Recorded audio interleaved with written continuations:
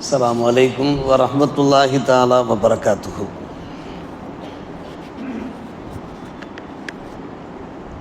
நஹ்மதுஹு வ நுஸல்லி அலா ரசூலிஹில் கரீம். அம்மா பஅத்.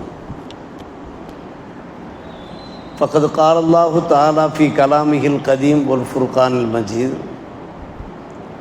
அஊது பில்லாஹி மினஷ் ஷைத்தானிர் ரஜீம். பிஸ்மில்லாஹிர் ரஹ்மானிர் ரஹீம். أتأمرون الناس بالبر وتنسون أنفسكم وأنتم تتلون الكتاب أفلا تعقلون. آمنا بالله صدق الله مولانا العلي العظيم.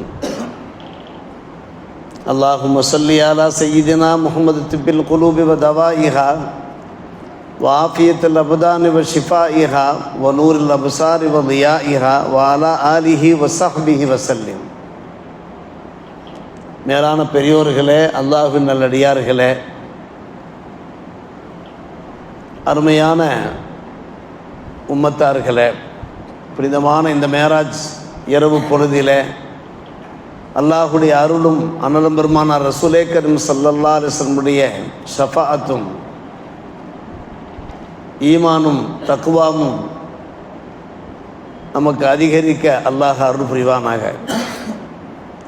வாழும் காலமெல்லாம் பரிசுத்தமான முஸ்லிம்களாக வாழ்ந்து உலகிலிருந்து நாம் விடைபெறும்போது நல் விசுவாசிகளாக உடல் ஆரோக்கியத்தோடு அல்லாஹ்வை சென்று அடைகிற பாக்கியத்தை வல்ல அல்லாஹ் ரப்புல் ஆலமீன் நமக்கும் நம்முடைய குடும்பத்தினருக்கும் உற்றார் உறவினர் ஊரார் உம்மத்தார் அத்தனை பேருக்கும் தந்தர் புரிவானாக. ஆமீன் யா ரப்பல் ஆலமீன். அல்ஹம்துலில்லாஹ். ஹிஜ்ரி 1447 ஆண்டு புரித ரஜபு மாதத்தினுடைய 27ஆம் பிறை பிறந்த நிலையிலே புனித மேராஜ் நிகழ்ச்சிகளை நாம் சிறப்பித்து கொண்டிருக்கிறோம், பங்கெடுத்து கொண்டிருக்கிறோம். நிகழ்ச்சிகள் மூலமாக அல்லாஹ் ரப்புல் ஆலமீன் நம் எல்லோருக்கும் சிறந்த ஞானங்களை, கல்வி அறிவை, இறை அச்சத்தை தந்தர் புரிவானாக. அன்பு சகோதரர்களே, பல்லாண்டு காலமாக நம்முடைய ஊரிலே இந்த சிறப்பு சொற்பொழிவுகள் நடைபெற்றவாறு இருக்கிறது.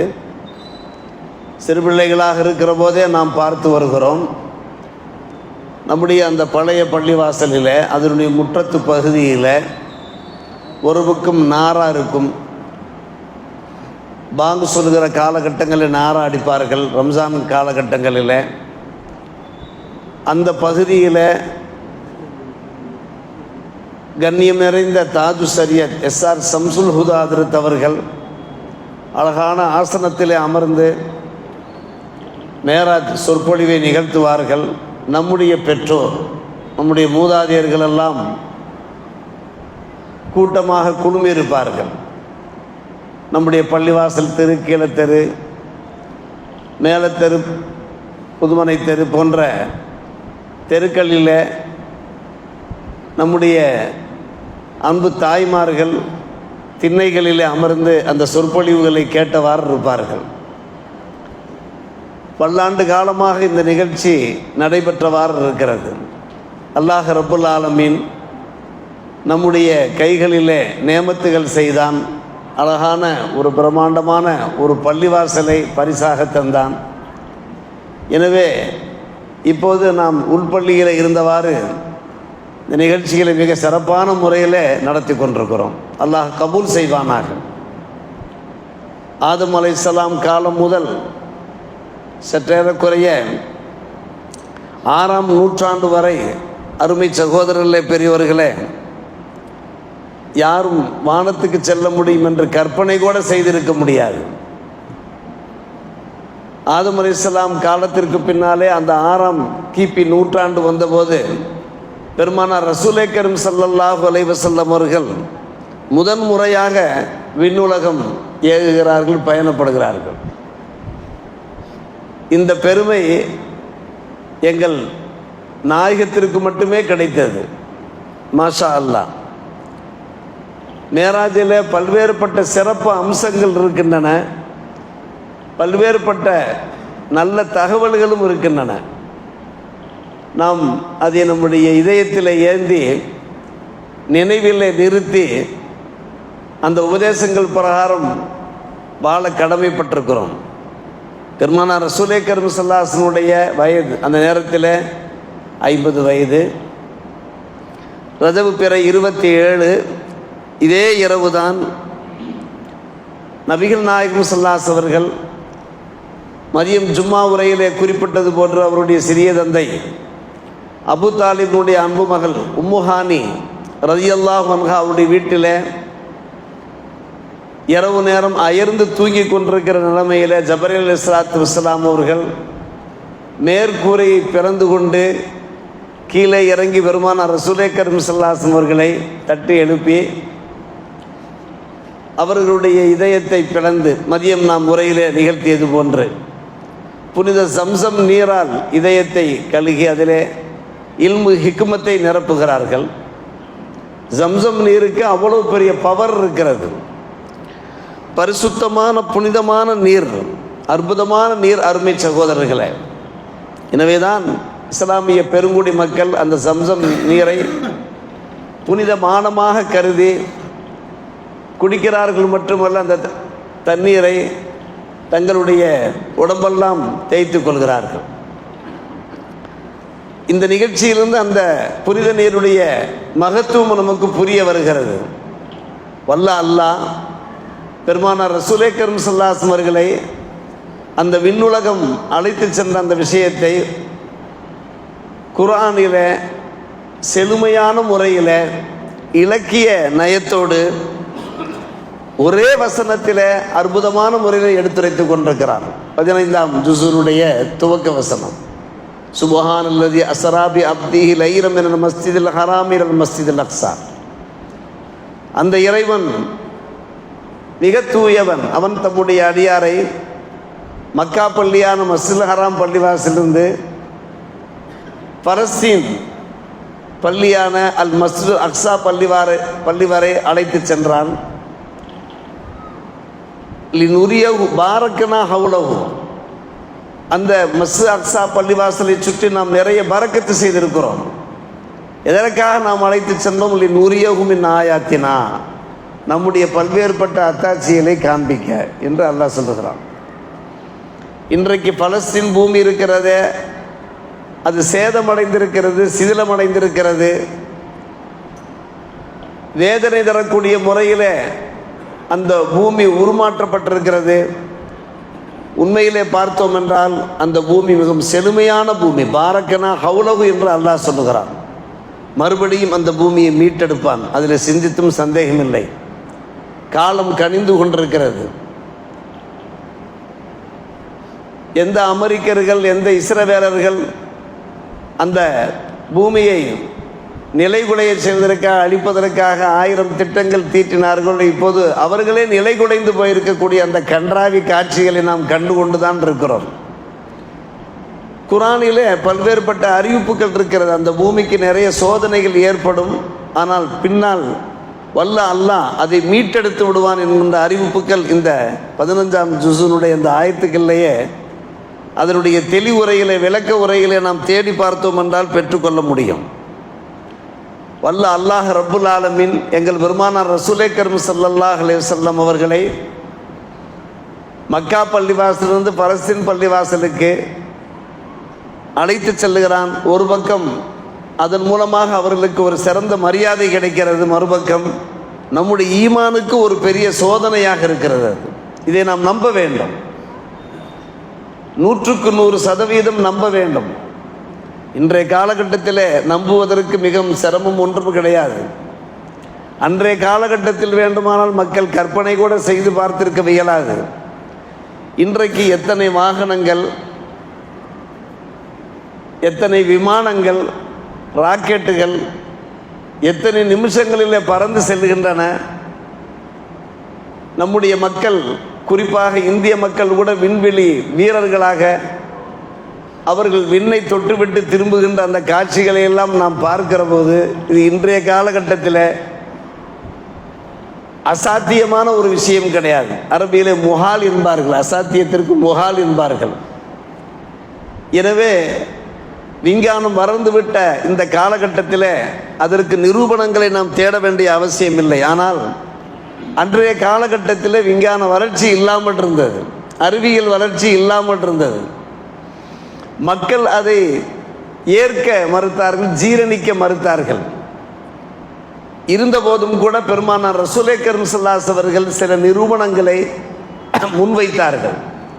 மக்கா மக்கள் மத்தியில் சில நிரூபணங்களை, ஆதாரங்களை முன்வைத்தார்கள். மக்கா மக்களால் மறுக்க முடியவில்லை. அன்றைக்கு அவர்கள் எதை ஏற்பார்களோ அது போன்ற சில ஆதாரங்களை முன்வைத்தார்கள். பெருமானார் ரசூலே கரீம் ஸல்லல்லாஹு அலைஹி அவர்கள் புராக் என்கிற வாகனம் மூலமாகத்தான் பைத்துல் முகத்தஸ் அடைந்தார்கள் நாம் பார்க்கிறோம். புராக், பர்க் மின்னல். அந்த புராக் வாகனம் இருக்கிறது மின்னல் வேகத்திலே செல்லக்கூடிய வாகனம். ஒரு சில நிமிட துளிகளிலே பைத்துல் முகத்தஸை சென்று அடைகின்ற முறையில் அவ்வாறு அவர்கள் செல்லுகின்ற போது இடையில எத்தனையோ காட்சிகள், அது எல்லாவற்றையும் பெருமானார் ரசூலே கரீம் ஸல்லல்லாஹு அலைஹி அவர்கள் தங்களுடைய இதயத்திலே படம் பிடித்து கொண்டார்கள். இன்றைக்கு நாம் 100 கிலோமீட்டர் வேகமாக இருக்கலாம், 120, 150, 200 கிலோமீட்டர் வேகத்தில் வாகனங்கள் ஓட்டக்கூடியவர்கள் இருக்கிறார்கள். சுற்றுமுற்றும் என்ன நடக்கிறது என்பதை அவரால் கவனிக்க முடிவது கிடையாது. ஆனால் பெருமானார் ரசூலே கரீம் ஸல்லல்லாஹு அலைஹி அவர்கள் அசுர வேகத்தில் சென்றார்களே, சென்ற அந்த காலகட்டத்தில் செல்லும் போதும் திரும்பும் போதும் என்னென்ன காட்சிகளை கண்டார்களோ அத்தனை காட்சிகளையும் தங்களுடைய இதயத்திலே பாதுகாத்து வைத்திருந்தார்கள். புனித மக்கா திரும்பியதற்கு பின்னாலே மக்கா மக்கள் நிராகரித்த போது அது எப்படி ஒரே இரவிலே ஒரு சில நிமிட துளிகளிலே மண்ணுலகிலிருந்து விண்ணுலகம் சென்று விட்டு திரும்ப முடியும்? இது என்ன, சரடு விடுகிறாரா முகமது, கதை பேசுகிறாரா என்றெல்லாம் சொல்லிய போது நபிகள் நாயகம் ஸல்லல்லாஹு அலைஹி வஸல்லம் அவருடைய அழகான அதரங்களிலிருந்து பல்வேறுபட்ட தகவல்கள் வெளியான போது அந்த மக்கள் திணறி போய்விட்டார்கள், திண்டாடி விட்டார்கள். சொன்னார்கள், நான் பைத்துல் முகத்தஸிற்கு செல்லுகிற போது ஒரு கபரை நான் கடந்து சென்றேன். அந்த கபரிலே ஒரு அழகான வாசனை, நறுமண வாசனை வந்து கொண்டிருந்தது. ஒவ்வொன்றாக சொல்லுகிறார்கள். ஜிப்ரீல் அலைஹிஸ்ஸலாத்து வஸ்ஸலாம் அவர்கள் தான் அவர்களை அழைத்து செல்கிறார்கள். இது என்ன இந்த கபரிலே இவ்வளவு அழகான, இதெல்லாம் புகாரி முஸ்லிம் போன்ற ஹதீஸ் களஞ்சியங்களிலே பொன்னெழுத்துக்களால் பொறிக்கப்பட்டிருக்கக்கூடிய சம்பவங்கள். இது என்ன, இந்த கபரிலிருந்து இவ்வளவு நறுமணம் கமழ்கிறதே? ஜிப்ரீல் அலைஹிஸ்ஸலாத்து வஸ்ஸலாம் சொன்னார்கள், இந்த கபரிலே ஃபிரௌனுடைய குடும்பத்தினருக்கு ஹிதுமத்து செய்து கொண்டிருந்த மாஷிதா, அலங்காரம் செய்து கொண்டிருந்த ஒரு பெண்மணி நல்லடக்கமாயிருக்கிறார்கள். ஃபிரௌனுடைய அரசவையில் அவர்கள் ஒரு பணியாளாக திகழ்ந்தாலும் கூட மூசா அலைஹிஸ்ஸலாத்து வஸ்ஸலாம் அவர்களை பரிபூர்ணமான முறையில் ஈமான் கொண்டிருந்தார்கள், நல் விசுவாசியாக இருந்தார்கள். அதன் காரணமாக ஃபிரௌனால் கொல்லப்பட்டார்கள், இங்கே அடக்கம் செய்யப்பட்டிருக்கிறார்கள். அவர்களுடைய அந்த கபரிலும் தான் இப்படிப்பட்ட ஒரு அருமையான வாசனை வெளிப்பட்டு கொண்டிருக்கிறது என்று அண்ணல் ஜிப்ரீல் அலைஹிஸ்ஸலாத்து வஸ்ஸலாம் அவர்கள் விவரிக்கிற அந்த தகவல் ஹதீஸ் கிதாபிலே பதிவாயிருக்கிறது.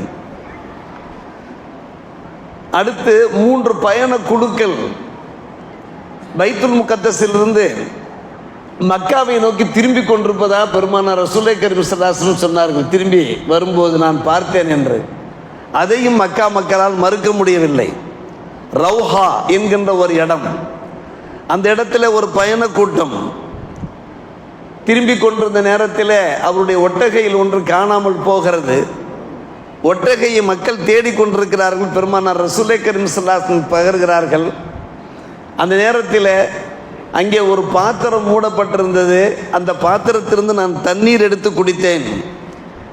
அந்த மக்கள், அந்த பயண குழுவினர், வியாபார குழுவினர் திரும்பி வந்ததற்கு பின்னால் நீங்கள் கேட்டு பார்த்து கொள்ளுங்கள் என்று பெருமானார் ரசூலே கரீம் ஸல்லல்லாஹு அலைஹி வஸல்லம் அவர்கள் சொல்ல, அந்த பயண கூட்டம் ஈர் என்பார்கள். அரபியிலே அந்த சிறு பயண கூட்டத்திற்கு ஈர் நஃபீர், ஈர் என்பார்கள்.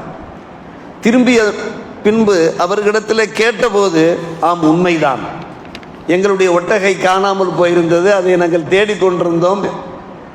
நாங்கள் ஒரு பாத்திரத்தில் தண்ணீர் வைத்திருந்தோம், அதை மூடியிருந்தோம். அது திறக்கப்பட்டிருந்தது. யாரோ ஒருவர் அதிலிருந்து தண்ணீர் அறிந்திருக்கிறார் என்பதை நாங்கள் புரிந்து கொண்டோம்.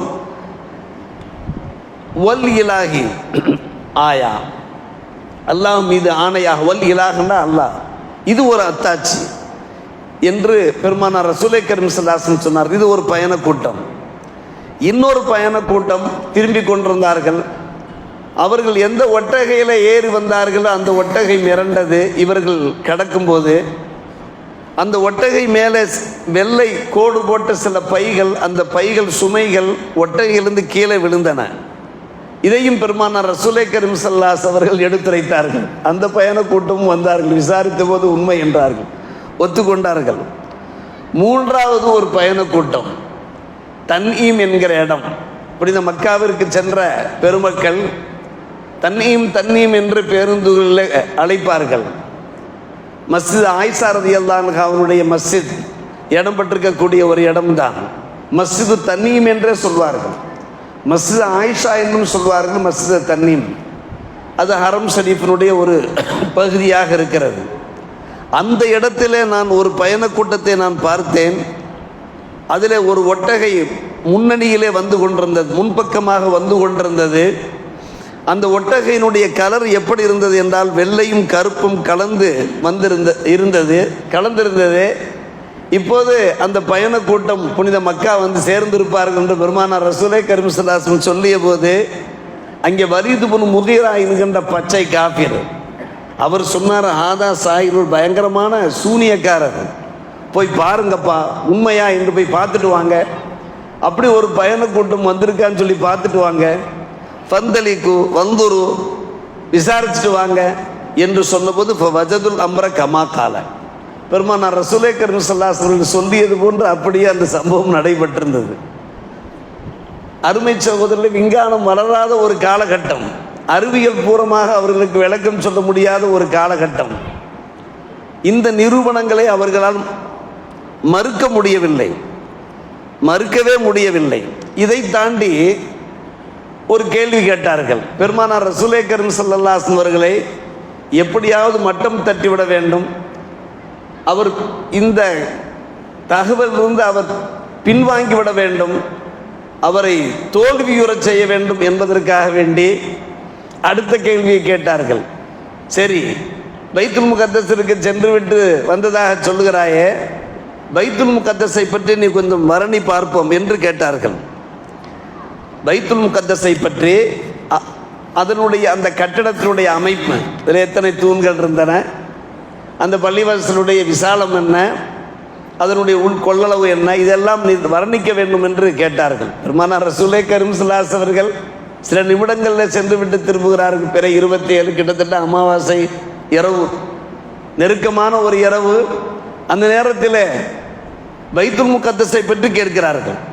எல்லாம் ஹதீஸ் கிதாபில் உள்ளதைத்தான் நாம் எடுத்துரைத்து கொண்டிருக்கிறோம். பெருமானார் ரசூலை கரீம் ஸல்லல்லாஹு அலைஹி வஸல்லம் அவர்கள் கொஞ்சம் கூட திகைக்கவில்லை. ஜாபிர் பின் அப்துல்லா ரலியல்லாஹு அன்ஹு அவர்கள் இந்த தகவலை எடுத்துரைக்கிறார்கள்.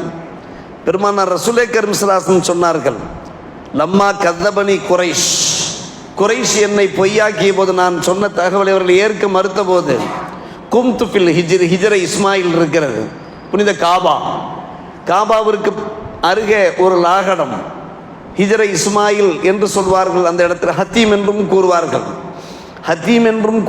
ஹிஜ்ர இஸ்மாயில் என்றும் கூறுவார்கள். அந்த இடத்துல நான் நின்றேன். ஃபஜலல்லாஹு இலைய பைத்தல் மக்தஸ், அல்லாஹ் ரப்புல் ஆலமீன் அந்த இடத்துல வைத்து பைத்துல் முகத்தஸை நான் பார்க்கும்படியான ஒரு காட்சி எனக்கு ஏற்படுத்தி கொடுத்தான். பைத்துல் முகத்தஸ் என்னுடைய கண்களிலே விரிந்தது. அல்லாஹ்வால் எதுவும் முடியாது என்று சொல்ல முடியுமா? அந்த ஹிஜ்ர இஸ்மாயில் என்கின்ற அந்த இடத்துல, காபத்துல்லாஹ்வுடைய ஒரு பகுதியாக இருக்கக்கூடிய அந்த இடத்துல பைத்துல் முகத்தஸை பெருமானார் ரசூலை கரீம் ஸல்லல்லாஹு அலைஹி வஸல்லம் பார்வையில் அல்லாஹ் காண்பிக்கிறான்.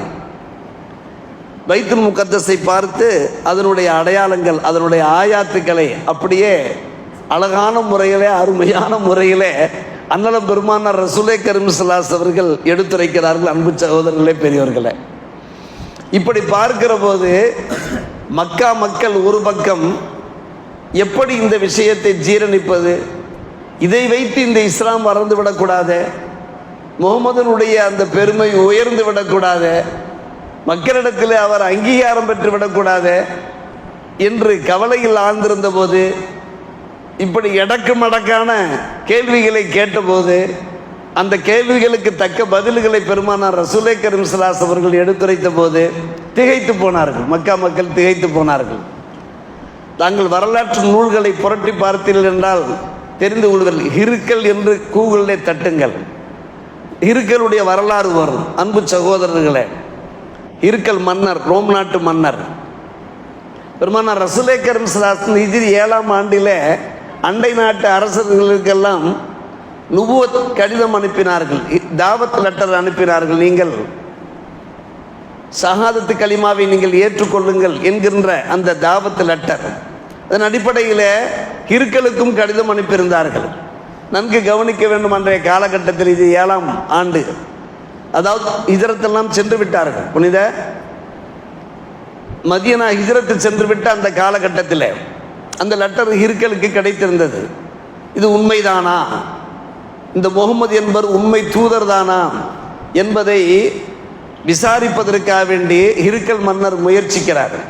அந்த நேரத்தில் அபூ சுஃபியான், மக்காவிலே மக்கா குறைஷி தலைவர்களில் ஒரு முக்கியமானவர் அபூ சுஃபியான், கேள்விப்பட்டிருப்பீர்கள். இன்னும் அவர் இஸ்லாத்தை ஏற்கவில்லை, பிற்காலத்தில் இஸ்லாத்தை ஏற்றுக்கொண்டு விட்டார். ஃபத்தஹ மக்கா, மக்காவுடைய வெற்றியின் போது அவர் இஸ்லாத்தை ஏற்றுக்கொண்டு விட்டார். அந்த நேரத்தில் அவர் பக்கா காபிராக இருந்தார்.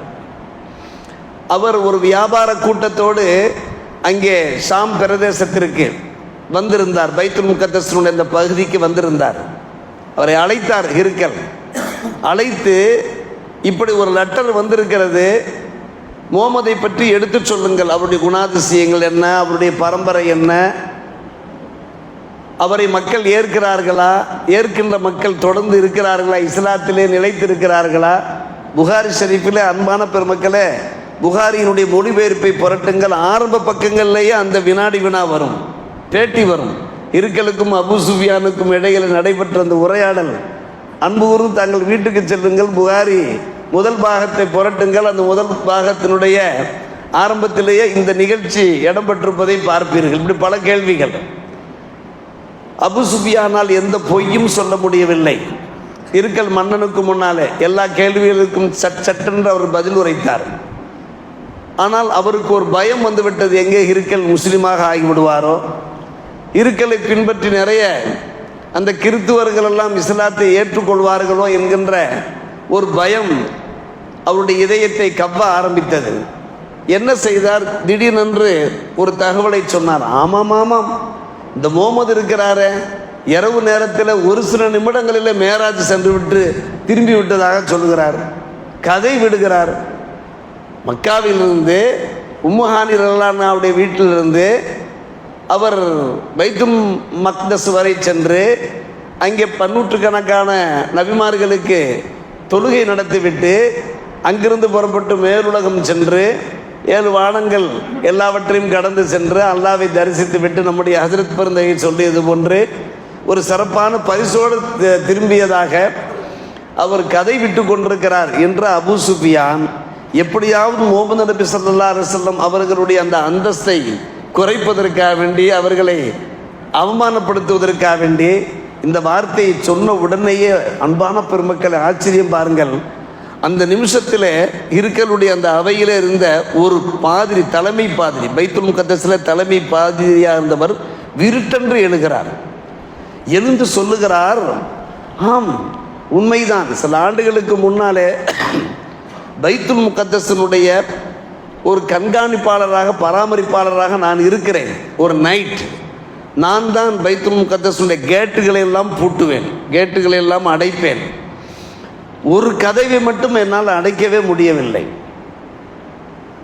நான் பூட்டி பார்க்கிறேன், பூட்ட முடியவில்லை, திறந்தவாறே இருக்கிறது. தச்சர்களை அழைக்கிறேன், அரபியிலே தச்சர்களுக்கு நஜ்ஜார்கள் என்று கூறுவார்கள். அவர்களை அழைத்து எப்படியாவது இந்த நம்முடைய பள்ளியாசலை பல கேட்டுகள் இருக்கிறதல்லவா, இரவு நேரத்திலே நாம் இஷா தொழுகைக்கு பின்னாலே எல்லா கதவுகளையும் அடைத்து விட்டு நாம் செல்கிறோம் அல்லவா, அந்த பணியை செய்து கொண்டிருந்தவர் அந்த தலைமை பாதிரி. தச்சர்களாலும் முடியவில்லை. சரி, கதவை நாம் சாத்தி விட்டு செல்வோம் என்று சென்று விட்டோம். சென்று விட்டு நாங்கள் காலையில் திரும்பிய போது அந்த கேட் இருக்கிறத அது பூட்டப்பட்டிருந்தது, சாத்தப்பட்டிருந்தது, சாவி என்னுடைய கையில் இருந்தது. ஆனால் நான் செல்லும் போது என்னுடைய மனசில் ஒரு எண்ணம் தென்பட்டது, யாராவது ஒரு நபி வருவதற்கு வாய்ப்பு இருக்கிறது, இந்த பைத்துல் முகத்தஸிற்கு யாராவது ஒரு நபி வருவதற்கு வாய்ப்பு இருக்கிறது என்று நான் நினைத்தவாறு சென்றிருந்தேன். அந்த இரவில் தான் அந்த முகமது நபி வந்திருக்க வேண்டும். எழுந்து நின்று அன்பான பெருமக்களே, தாமாக அவர் என்ன செய்கிறார், ஆச்சரியப்பட்டு போய் அதிசயித்து போய் இந்த சம்பவத்தை சொன்ன உடனே அந்த அரசவையிலே குழுமி இருந்த அத்தனை பேரும் திகைத்து போகிறார்கள். அருமை சகோதரர்களே, பெரியவர்களே, இப்படி பல்வேறுபட்ட நிரூபணங்கள், பல்வேறுபட்ட ஆதாரங்கள், ஒன்றா இரண்டா பல விஷயங்கள், இருக்கல் மன்னனுடைய அவையிலே நடைபெற்ற விஷயங்கள், இப்படியெல்லாம் இருக்கிற போது நாம் இதை எப்படி ஏற்காமல் இருக்க முடியும், நம்பாமல் இருக்க முடியும்? சத்திய சஹாபிகள் அப்படியே நம்பினார்கள். பெருமானார் ரசூலே கரீம் ஸல்லல்லாஹு அலைஹி வஸல்லம் அவர்கள் ஒரு தகவலை சொன்னால் அது சரியாக இருக்குமா, தவறாக இருக்குமா, உண்மையாக இருக்குமா, பொய்யாக இருக்குமா, சத்தியமாக இருக்குமா, அசத்தியமாக இருக்குமா, சாத்தியமானதா, அசாத்தியம், இது யோசிக்கவே மாட்டார்கள். அப்படியே நம்புவார்கள் சத்திய சஹாபிகள். அதில் பிரதானமானவர்கள் ஹஜ்ரத் அபூபக்கர் சித்திக் ரலியல்லாஹு அவர்கள். நாம் ஒவ்வொரு ஆண்டும் அபூபக்கர் சித்திக் நாயகத்தை பற்றி நாம் பேசிக்கொண்டிருக்கிறோம் ரலியல்லாஹு அன்ஹு. அபூபக்கர் சித்திக் ரலியல்லாஹு அவர்கள் அந்த நேரத்தில் புரிந்த மக்காவிலே இல்லை. பெருமானார் ரசூலே கரீம் ஸல்லல்லாஹு அலைஹி வஸல்லம் மேராஜ் சென்று விட்டு திரும்பி அந்த காலகட்டத்தில் அவர்களுடைய அந்த இருப்பிடம் இருக்கிறதே மக்காவுக்கு வெளியே ஒரு பகுதியிலே இருந்தது அவருடைய வசிப்பிடம். மறுநாள் பகலில் வந்தார்கள். மக்கா குறைஷிகள் எல்லாம் அபூபக்கர் சித்திக் ரலியல்லாஹு சூழ்ந்து கொண்டார்கள். பாருங்கள் உங்களுடைய நண்பரை, அவர் என்னவெல்லாம் பேசிக் கொண்டிருக்கிறார்கள் பாருங்கள்.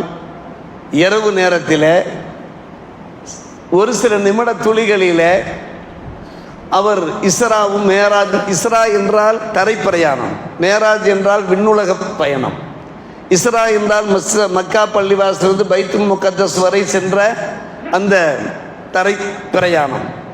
இப்படி அவர் இரவு நேரத்தில் சில நிமிடங்களில் சென்று விட்டு வந்ததாக சொல்கிறார். இதை நீங்கள் நம்புகிறீர்களா என்று அபூபக்கர் சித்திக் ரலியல்லாஹு அவர்களை பார்த்து கேட்டார்கள்.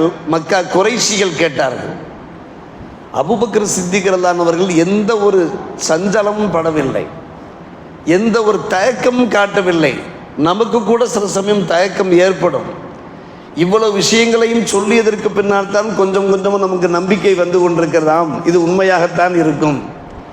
பெருமானார் ரசூலே கரீம் ஸல்லல்லாஹு அலைஹி அவர்களை பற்றி சத்திய சஹாபிகள் பல்வேறுபட்ட ஹதீஸ் அறிவிப்புகளை செய்கிற போது வஹுவ சாதிக்குல் மஸ்தூக் என்பார்கள். அவர்கள் உண்மையே உரைப்பார்கள். அவர்கள் சொல்லுகின்ற உண்மையா யாதும் ஏற்கப்படுகின்ற உண்மையாக இருக்கும். அதான் சாதிக்குல் மஸ்தூக். சத்திய சஹாபிகள் அப்படி நம்பினார்கள். நாம் இப்படி பல ஆதாரங்களை எடுத்துரைத்ததற்கு பின்னால் நம்புகின்றோம். அது நம்முடைய ஈமான்ல எந்த ஒரு பருதும் கிடையாது. அல்லாஹ் நம்மை காப்பாற்றுவானாக. இதில் எந்த ஒரு சந்தேகமும் இருக்கக்கூடாது, சந்தேக ரேகையே இருக்கக்கூடாது. அபூபக்கர் சித்திக் ரலியல்லாஹு அவர்கள் எடுத்துரைத்தார்கள். அன்பான பெருமக்களே, ஆம், என் பெருமானார் ரசூலே கரீம் ஸல்லல்லாஹு அலைஹி அவர்கள் ஒவ்வொரு நாளும் எங்களிடத்திலே சொல்வார்கள், இரவு பகலாக எந்த நேரத்தில் வேண்டுமானாலும் விண்ணுலகத்திலிருந்து மண்ணுலகத்திற்கு வஹி இறங்கி கொண்டிருக்கிறது. ஜிப்ரீல் அலைஹிஸ்ஸலாத்து வஸ்ஸலாம் அவர்கள் மூலமாக வஹி வந்து கொண்டிருக்கிறது என்று சொல்லும்போது அதை நாங்கள் நம்புகிறோம். அவ்வப்போது வஹி, குர்ஆனுடைய வஹி 6666 வசனங்கள் எப்படி இறங்கின? அதில் ஜிப்ரீல் அலைஹிஸ்ஸலாத்து வஸ்ஸலாம் அவர்கள் தானே அந்த வஹியை இறக்கினார்கள். ஒவ்வொன்றும் ஒரு பின்னணி வரலாறுகளோடு, பின்னணி காரணங்களோடு, நிகழ்ச்சிகளோடு தானே அந்த வசனங்கள்லாம் இறங்கியவாறு, சூறாக்கள்லாம் இறங்கியவாறு இருந்தது. அதை நாங்கள் அப்படியே நாங்கள் நம்புகின்றோமே, இதை நாங்கள் நம்பாமல் இருக்க முடியுமா? இது ஒரு பாரதூரமான ஒரு விஷயமா? என் பெருமானார் ரசூலே கரீம் ஸல்லல்லாஹு அலைஹி அவர்கள் சொல்லுகின்ற அத்தனையும் உண்மையாகத்தான் இருக்க முடியும், சத்தியமானதாகத்தான் இருக்க முடியும். எனவே வஹியை ஒப்புக்கொள்கிற நாங்கள் இதையும் மனமாற ஒப்புக்கொள்கிறோம் என்று கொஞ்சம் கூட தயக்கம் இல்லாமல் சொன்னபோது சித்திக் என்கிற பெயர் அப்போதான் அவர்களுக்கு கிடைக்கப்பட்டு வல்லதி ஜா சித்திக்கு வசத்தக்க பி உலாய்க்கும் முத்தக்கும் என்கின்ற வசனத்தையும் அல்லாஹ் இறக்கி அருளினான். அன்பான பெருமக்களே, இந்த உண்மைத்தன்மை நம்மிடத்தில் இருக்க வேண்டும், நம்பகத்தன்மை நம்மிடத்தில் இருக்க வேண்டும். பெருமானார் ரசூலை கரீம் ஸல்லல்லாஹு அலைஹி அவர்கள் மேராஜ் சென்று விட்டு திரும்பிய இந்த சம்பவத்தை அன்பு சகோதரர்களே, பெரியோர்களே, முழுக்க முழுக்க நாம் நம்ப வேண்டிய அவசியத்தில் இருந்து கொண்டிருக்கிறோம். மேராஜிலே பல்வேறுபட்ட படிப்பினைகள் நமக்கு கிடைக்கப்பெறுகின்றன. அதை நாம் நம்முடைய இதயத்திலே உள்வாங்க வேண்டும். சரி, வரலாற்றை மட்டும் நாம் படித்தால் போதுமா, காது கொடுத்து கேட்டால் போதுமா? அது நமக்கு கிடைக்கின்ற படிப்பினைகள் என்ன? ஹஜ்ரத் அவர்கள் அற்புதமான முறையில் எடுத்துரைத்தார்கள். நாம் தொழுகையாளிகளாக இருக்க வேண்டும், வணக்கசாலிகளாக இருக்க வேண்டும். காரணம், வல்ல அல்லாஹ் பெருமானார் ரசூலை கரீம் ஸல்லல்லாஹு அலைஹி அவர்களை தமது சமூகத்தில் அழைத்து இந்த தொழுகையை கடமையாக்கினான். இதை நாம் எல்லோரும் ஏற்றிருக்கிறோமா இல்லையா? மற்ற இறை கடமைகள் எல்லாம் இந்த பூமியில வைத்து கடமையாக்கப்பட்டது. நோன்பாக இருக்கட்டும், ஜக்காத்தாக இருக்கட்டும், ஹஜ்ஜாக இருக்கட்டும், இது போன்ற எத்தனையோ ஏவல்கள் விளக்கல்கள் இருக்கின்றன. எல்லாமே பூமியில வைத்து கடமையாக்கப்பட்டன. ஆனால் தொழுகை ஒன்றுதான் மேலுலகத்தில் வைத்து அல்லாஹ்வுடைய சமூகத்தில் வைத்து கடமையாக்கப்பட்டதை புகாரி ஷரீஃபில் பதிவு செய்யப்பட்டிருக்கிறது. அதுவும் நாம் பலமுறை கேள்விப்பட்டிருக்கிறோம். 50 வேளை தொழுகை கடமையாக்கப்பட்டிருந்த நிலைமையில் மூசா அலைஹிஸ்ஸலாத்து வஸ்ஸலாம் அவர்கள் எம் பெருமானாரிடத்தில் பரிந்துரைத்ததன் பேரில் 5 குறைக்கப்பட்டு ஒவ்வொரு வருடமும் நாம் கேள்விப்படுகின்ற ஒரு விஷயம்தான். கடைசியாக வல்ல அல்லாஹ் சொன்னான், ஹிய ஹம்சும் வ ஹம்சூன் என்று சொன்னான். ஹிய ஹம்சும் வ ஹம்சூன், இது பார்ப்பதற்கு 5 வேளை தொழுகை, ஆனால் 50 வேளை தொழுகையுடைய நன்மை உங்களுக்கு கிடைக்கும் என்று அல்லாஹ் அறிவிப்பு செய்தான். ஹதீஸ் கிதாபுகளிலே பார்க்கிறோம். அன்பு சகோதரர்களே, காரணம், அல்லாஹ்வுடைய சொல் ஒருபோதும் மாற்றப்பட மாட்டோம். மா யுபத்தலு கவுலு லதைய என்று அல்லாஹ் ரப்புல் ஆலமீன் கூறான். எப்போது 50 வேளை தொழுகை கடமையாக்கி விட்டானோ, கடமை அந்த நன்மைகளை அல்லாஹ் தந்து விடுகின்றான். இப்போது நாம் இஷா தொழுக போகிறோமே, 27 மடங்கு நன்மை இருக்கிற ஜமாத்தோடு தொழும்போது, அதே சமயத்தில் இந்த ஹதீஸின் அடிப்படைகளை பார்க்கிற போது நாம் ஒரு முறை தொழுகின்ற இந்த இஷா தொழுகைக்கு 10 முறை தொழுதால் என்ன நன்மையோ அந்த 10ஐ 27ஆல் நாம் பெருக்கிக் கொள்ளலாம். 27 அந்த நன்மைகள் நமக்கு கிடைக்கும். இய ஹம்சுன் வ ஹம்சூன் என்று சொல்லிவிட்டார். இது எவ்வளவு பெரிய பாக்கியம் என்பதை கொஞ்சம் யோசித்து பாருங்கள் அன்பான பெருமக்களே. அங்கு வைத்துத்தான் எம் பெருமானாரை பார்த்து அஸ்ஸலாமு அலைக்க ஐயுஹன் நபியு வ ரஹ்மத்துல்லாஹி வ பரகாத்துஹு, பெருமானார் ரசூலே கரீம் ஸல்லல்லாஹு அலைஹி வஸல்லம் சொன்னார், அஸ்ஸலாமு அலைனா வ அலா இபாதில்லாஹி ஸாலிஹீன என்று சொன்னார்கள். மலக்குமார் அஷ்ஹது அல்லா இலாஹ இல்லல்லாஹ் என்று சொன்னார்கள். நபியை பார்த்து அல்லாஹ் சலாம் உரைத்தான், அஸ்ஸலாமு அலைக்க ஐயுஹன் நபியு வ ரஹ்மத்துல்லாஹ். அங்கே வைத்து மேலுலகத்தில் வைத்து என்னை பார்த்து மட்டும் சலாம் உரைத்தால் எப்படி, என் உம்மத்தாருக்கும் சலாம் கிடைக்க வேண்டும். அஸ்ஸலாமு அலைனா வ அலா இபாதில்லாஹி ஸாலிஹீன் என்று சொன்னார்கள். இது எவ்வளவு பெரிய விஷயம், யோசித்து பாருங்கள். இந்த உலகத்தில், இந்த பூமியில் இருக்கிற போது மட்டும் நம்மை பற்றி அவர்கள் கவலைப்படவில்லை. உயர்ந்த ஸ்தானத்திற்கு அவர்கள் சென்றதற்கு பின்னாலும் கூட நம்மை பற்றி கவலைப்படுகிறார்கள். ஏக இறைவனுடைய சாந்தியும் சமாதானமும் நமக்கு கிடைக்க வேண்டும் என்று. சில பேர் உயர்ந்த பதவியில் சென்று விட்டார்கள் என்றால் கீழே உள்ளவர்களே மறந்து போவார்கள். நேற்று தினம் 3ஆம் சுமரா மாணவர்களுக்கு ஒரு சம்பவம் சொல்லி கொடுத்து கொண்டிருந்தேன். ஒரு நண்பர் இன்னொரு நண்பரை பார்க்க போகிறார். அவர் உயர் பதவியிலே இருக்கிறார். வாழ்த்து சொல்வதற்காக வேண்டி செல்கிறார். ஆனால் அவர் உயர் பதவியில் இருக்கிற காரணத்தினாலே அந்த நண்பரை அலட்சியம் பண்ணுகிறார். அலட்சியம் பண்ணி யாரப்பா நீ என்று கேட்கிறார். இவருக்கு அதிர்ச்சி ஆகிவிட்டது. காரணம் இவர் யார் என்று தெரியும், ஆனால் அவர் உயர்ந்த பதவியில் இருக்கிறார். இவரை அவர் சரியான முறையில் கண்ணியப்படுத்த தயாராக இல்லை. மற்றவர்களுக்கு மத்தியில் தம்முடைய அந்தஸ்து குறைந்து விடக்கூடாது என்பதற்காக வேண்டி உடனே இவர் பதில் சொல்கிறார், நான் யாரும் இல்லை, கேள்விப்பட்டு வந்தேன் உன்னை வாழ்த்த, ஆனால் இங்கு வந்துதான் பார்க்கிறேன், நான் உன்னை துக்கம் விசாரிக்க வேண்டும் போன்றிருக்கிறது, உன்னுடைய பார்வை போய்விட்டதோ என்று நான் நினைக்கிறேன் என்று சொன்னார்.